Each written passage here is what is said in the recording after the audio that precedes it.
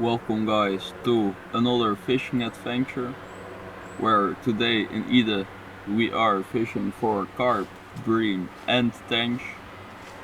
This video is an ode to preparing for everything that can happen, because today the unexpected for me did actually happen. So always take your raincoat, take your pliers, take your unhooking mat, take your medicine, to be prepared for all of these scenarios.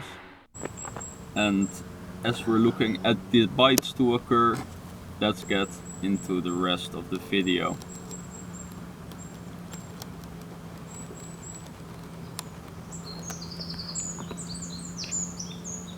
Bad weather is starting, but what the fuck did we just catch? On the carp roll. Think it got excited by us taking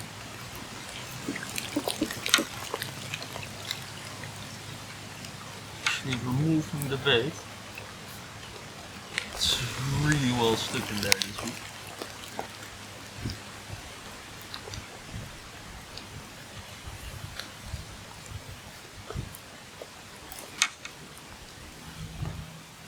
There it is. Finally. Huge northern pike in the net on the boilie.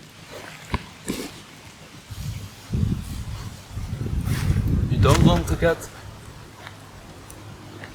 his teeth in your hand. Look at this beast. We'll get a tape measure in a second. But here is a pike on the boilie. Ridiculously nice. I would say almost half a meter long. This is what's keeping the fish away from our spot. I can see, especially the small fish. Let's put it back. Look at that nice pattern on the back of the pike.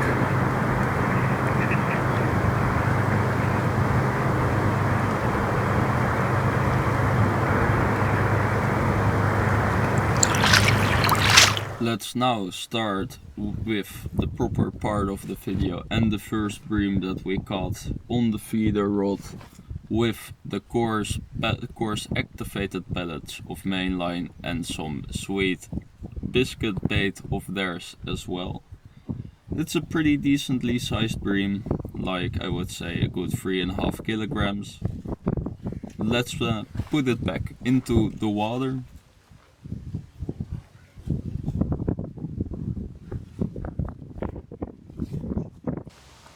Now, as we're looking at me baiting up the spot with the feeder rod that I'm fishing with my feeder rod as well, we're going to be talking about a very important question.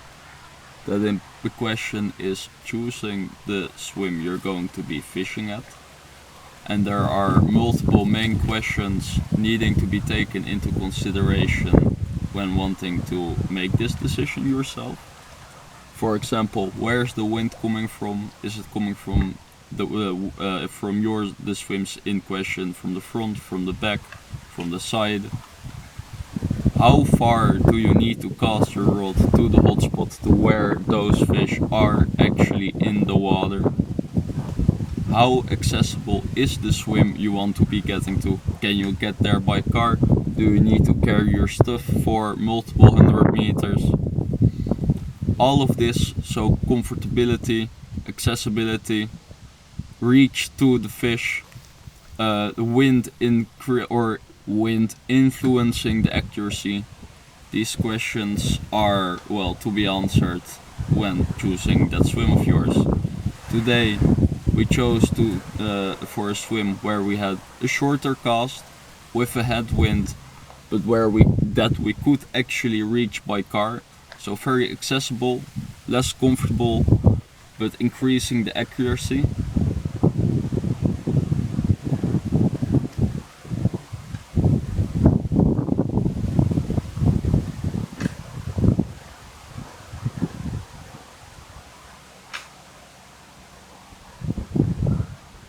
And now, when you pay attention to the red circle, you can see another unexpected thing happen.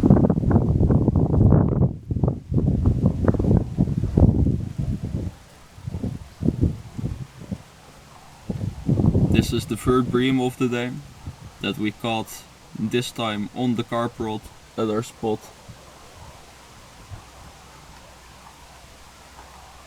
As we're getting it in, we're going to be, well, talking more about the spot we're actually fishing. We're fishing in the deep pit in the middle of the lake, just behind the trees you actually do see in the water right next to my body. Past there's a deep spot with very silty bottom still, where there is well, sightings of carp most of the times. Today we're fishing in the middle of the day actually. Most of these sightings are usually, or of activity, are usually in the mornings and in the evenings. But there's always still fish to be caught at this spot, and as we can see now, there is a bream on our hook. And as we're getting the net, we'll be getting it on the video or on the land to show you.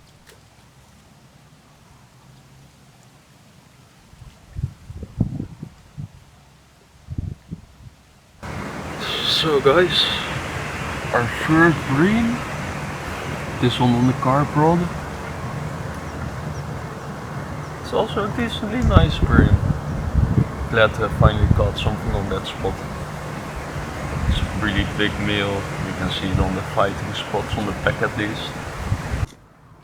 The pike on the carp rod.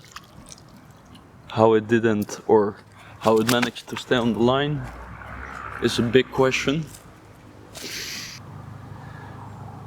Beautiful. Let's lay it out nicely. Beautiful. This was another fishing adventure. That's it.